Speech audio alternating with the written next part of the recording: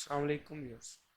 अगर आप इस चैनल पे नए हैं तो सब्सक्राइब करें और दबाएं बेल आइकन को ताकि आप हमारे न्यू इंटरेस्टिंग लेक्चर्स हासिल कर सकें। तो आज हम स्टार्ट करते हैं हमारा नेक्स्ट लेक्चर जो है सेल के बारे में, cellular structure and function. Cell का स्ट्रक्चर और उसके फंक्शंस क्या हैं। सो स्टार्ट करते हैं। जैसा कि हम सबको पता है कि सेल क्या है। Cell is the basic structure and function unit of life. के दुनिया में जितनी भी लाइफ्स बनी है, जितनी भी जिंदगी है, वो तमाम की तमाम किससे बनी हुई है, किससे मिलके बनी है? वो बनी है सेल से।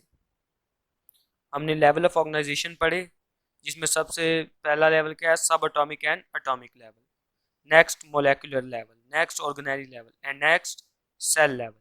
सो सेल किससे बना हुआ होता है? ये ऑर्गेनेलीज जो हैं, वो डिफरेंट ऑर्गेनेलीज जो हैं वो मिलती हैं, मिलकर सेल बना देती हैं। और फिर वो सेल जो है वो मिलते हैं, जब डिफरेंट सेल मिलते हैं तो वो क्या बना देते हैं? वो एक टिश्यू बनाते हैं, और टिश्यू मिलकर एक जो है ऑर्गन बना देते हैं, और ऑर्गन्स मिलके ऑर्गन सिस्टम बनाते हैं, और ऑर्गन सिस्टम मिलके जो है वो क्या? वो एक पूरा इंडिविजुअल बनाते हैं। तो इसकी एक एग्जांपल एक घर की तरह है, कि जैसे कि घर है तो उसकी बाहर से देखा जाए तो क्या है कि उसकी दीवारें हैं, उसका डोर है, उसकी विंडोज हैं। तो इसी तरह वो क्या है? उसका आउटसाइड से एक पूरा स्ट्रक्चर बना हुआ। उसके बाद उस घर के अंदर भी कई चीज़ें हैं। अब जैसा कि ड्राइंग रूम है, अब जो है बेडरूम है, किचन है, इस तरह के। तो मतलब उसके बाहर का भी एक स्ट्रक्चर है और उसके अंदर भी स्ट्रक्चर है। और अंदर जो स्ट्रक्चर हैं उनके मुख्तलिफ जो है वो काम भी हैं। जैसे कि किचन का काम है तो उसमें खाना वगैरह बनाया जाता है, बेडरूम में सोया जाता है, ड्राइंग रूम में बैठा जाता है, बात की जाती है। तो इसी तरह सेल का भी एक आउटर स्ट्रक्चर्स भी है और उसके इंटरनल स्ट्रक्चर भी है। कि सेल की आउटर स्ट्रक्चर में जो चीज़ें जो है वो उसका एक आउट लेयर बना रही हैं, जिससे मिलके वो बना हुआ है। जिन लेयर्स ने अंदर का जो तमाम स्ट्रक्चर है उसको संभाला हुआ है। और अंदर सेल के क्या है? वो ऑर्गेनेलीज है। तो सेल क्या है? ये ऑर्गेनेलीज की असेंबलेज से, मतलब ऑर्गेनेलीज मिलती हैं तो वो सेल बनाते हैं। और कई ऐसे स्ट्रक्चर्स हैं जो ऑर्गेनेलीज तो नहीं है, लेकिन वो सेल के लिए बहुत ज़्यादा इंपॉर्टेंट है। वो स्ट्रक्चर हैं cell wall, cell membrane, cytoplasm and cytoskeleton. अब ये वो चीजें हैं, जैसा कि नाम से जाहिर है, सेल वॉल। वॉल क्या होती है? कि आउटर लेयर जो पूरे सेल को संभाले हुए है, वो सेल वॉल है। सेल मेम्ब्रेन, मेम्ब्रेन का भी जो है आउटसाइड पे लेयर होती है, उसे क्या कहते हैं? Cell membrane. साइटोप्लाज्म के तमाम का वो अंदर का वो स्ट्रक्चर जिसके अंदर मुख्तलिफ ऑर्गेनेलीज प्रेजेंट है। सो इनको अब वन बाय वन हम जो है इनको स्टडी करेंगे। अब नंबर वन पे आ गया सेल वॉल। तो हम ये जानते हैं कि तमाम जो लिविंग ऑर्गेनिजम्स हैं उनके पास सेल वॉल नहीं है। सेल वॉल कुछ लिविंग ऑर्गेनिज्म के पास है, सबके पास नहीं है। अब जो सेल वॉल है ये मोस्टली जो है जो प्लांट के ग्रुप में आते हैं ना, लिविंग ऑर्गेनिज्म प्लांट्स होते हैं, उनके जो सेल होते हैं उनके पास जो है वो सेल वॉल होती है। लेकिन जैसा कि एनिमल और एनिमल लाइक प्रोटिस्ट जो होते हैं उनके पास सेल वॉल नहीं होती है। सेल वॉल जो है ये एक नॉन लिविंग स्ट्रॉन्ग कंपोनेंट है सेल का। अब क्योंकि स्ट्रॉन्ग होना बनता है, क्योंकि वॉल जो होती है उसने संभालना होता है, उसने ही तो बाहर की जो डैमेज है, जो डिस्ट्रक्शन बाहर से सेल को मिलनी है, उससे बचाना किसने है? वॉल ने बचाना है। तो इसलिए सेल वॉल जो है वो स्ट्रॉन्ग कंपोनेंट है। और ये होता कहाँ पे है?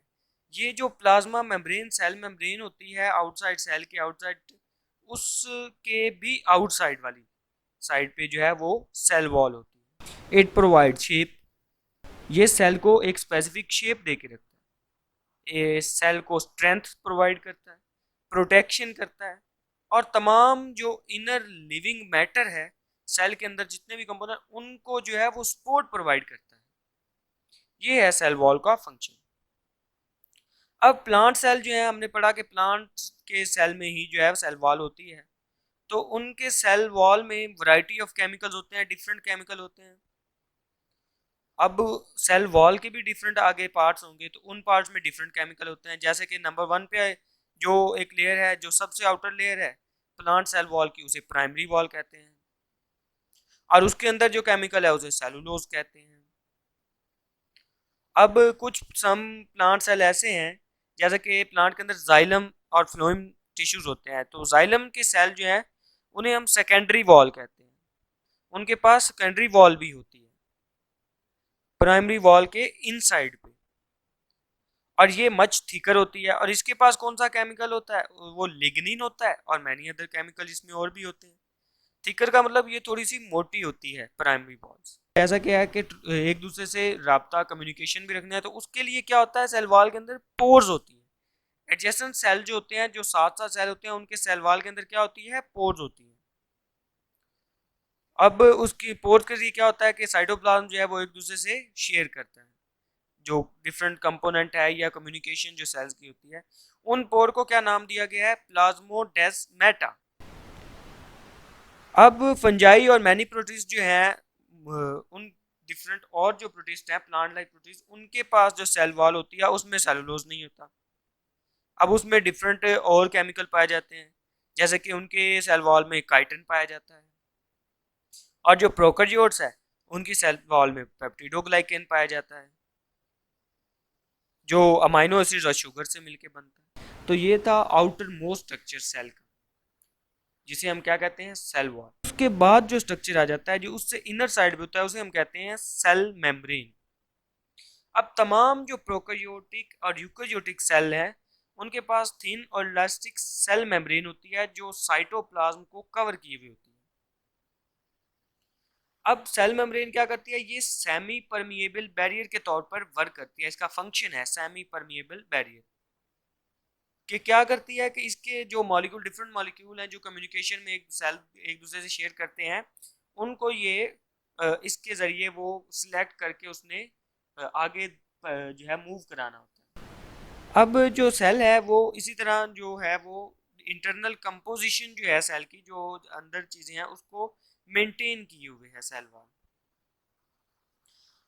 अब इस वाइटल रोल के साथ साथ जो सेल मेम्ब्रेन है वो केमिकल मैसेज को भी सेल जो है वो आइडेंटिफाई करती है, वो सेंस करती है, और दूसरे सेल्स को भी आइडेंटिफाई करती है कि जो एडजेसेंट सेल है उसके साथ वो कौन सा सेल है, उस सेल को आइडेंटिफाई करना।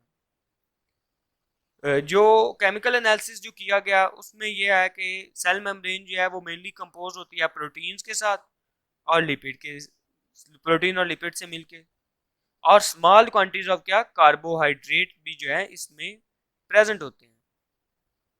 अब इसका इलेक्ट्रॉन माइक्रोस्कोप एग्जामिनेशन किया गया तो एक मॉडल हमें मिला जिसे हम कहते हैं फ्लूइड मोज़ेक मॉडल। इसके जरिए क्या बताया गया, ये बहुत इंपॉर्टेंट क्वेश्चन है, अक्सर जो एग्जाम्स है उनमें आता है कि फ्लूइड मोज़ेक मॉडल क्या। तो इसके मुताबिक जो सेल मेम्ब्रेन है वो किस तरह की है, सेल मेम्ब्रेन जो है वो लिपिड बाइलेयर है जिसमें प्रोटीन मॉलिक्यूल क्या होते हैं, एम्बेडेड हुए होते हैं। कि लिपिड जो है वो उसकी बाई लेयर है, मतलब दो लेयर्स हैं लिपिड की, ऊपर और नीचे, और जिसके अंदर धंसे हुए होते हैं, जुड़े हुए होते हैं प्रोटीन्स मॉलिक्यूल। और जो लिपिड बाई लेयर है वो क्या प्रोवाइड करती है, वो फ्लूइडिटी प्रोवाइड करती है और इलास्टिसिटी प्रोवाइड करती है। अब स्मॉल, जैसे कि हमने पहले कहा कि इसमें स्मॉल अमाउंट ऑफ कार्बोहाइड्रेट भी प्रेजेंट होते हैं, जो किसके साथ, प्रोटीन और लिपिड्स ऑफ मेम्ब्रेन के साथ ज्वाइन हुए होते हैं। अब जो यूकेरियोट सेल की सेल मेम्ब्रेन है उसमें ये फ्लूइड मोज़ेक मॉडल के स्टडी ने बताया कि उसमें कोलेस्ट्रॉल भी प्रेजेंट होता है। अब जो मोस्टली ऑर्गेनेलीज हैं जो इसके अंदर पाई जाती हैं, जिस तरह ऐसे समझ लें कि एक फैक्ट्री है, फैक्ट्री के अंदर मुख्तलिफ मशीनें, तो इसी तरह जो मुख्तलिफ जो ऑर्गेनेलीज हैं जो सेल के अंदर पाई जाती हैं, जो मुख्तलिफ फंक्शन करती हैं, वो माइटोकॉन्ड्रिया हो गया या क्लोरोप्लास्ट हो गया या गोल्जी अपरेटस हो गया या एंडोप्लाज्मिक रेटिकुलम हो गया, तो वो भी सेल मेम्ब्रेन के साथ बाउंड हुए होते हैं, मतलब उसके साथ अटैच होते हैं। तो ये फंक्शन था सेल मेम्ब्रेन और प्लाज्मा मेम्ब्रेन का, जिसमें एक मोस्ट इंपोर्टेंट क्वेश्चन आया फ्लूइड मोज़ेक मॉडल।